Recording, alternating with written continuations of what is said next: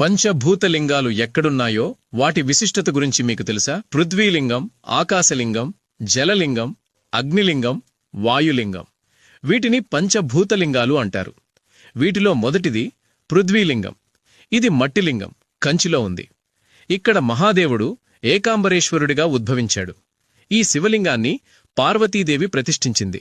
ఇక్కడ ఉన్న అమ్మవారిని కామాక్షీదేవి అంటారు. అష్టాదశ శక్తిపీఠాలలో ఇది ఒకటి. రెండవది ఆకాశలింగం. ఇది తమిళనాడులోని చిదంబర క్షేత్రంలో ఉంది.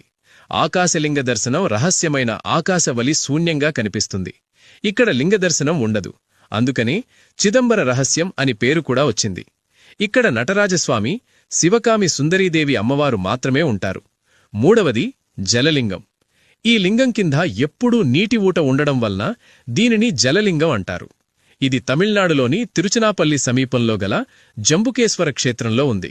ఇక్కడ స్వామివారు జంబుకేశ్వరుడు, అమ్మవారు అఖిలాండేశ్వరి. బ్రహ్మహత్యా పాతక నివారణ కోసం మహాదేవుడు ఇక్కడ జంబుకా వృక్షం కింద తపస్సు చేసినందుకే శివుడికి జంబుకేశ్వరుడు అని పేరు వచ్చింది. నాలుగవది అగ్నిలింగం. తమిళనాడులోని అరుణాచలంలో తిరువన్నమాలయ క్షేత్రంలో జ్యోతిర్లింగంగా ఉద్భవించాడు. అరుణాచల శిఖరంపై ఒక అగ్నిలింగం ఉద్భవించి తేజోలింగం అయ్యాడు. ఆయన పేరే అరుణాచలేశ్వరుడు. ఐదవది వాయులింగం. ఆంధ్రప్రదేశ్ తిరుపతికి దగ్గరలోనే శ్రీకాళహస్తి క్షేత్రంలో వాయులింగంగా ఉద్భవించాడు. ఇక్కడ శివుడిని శ్రీకాళహస్తీశ్వరుడు అని అంటారు.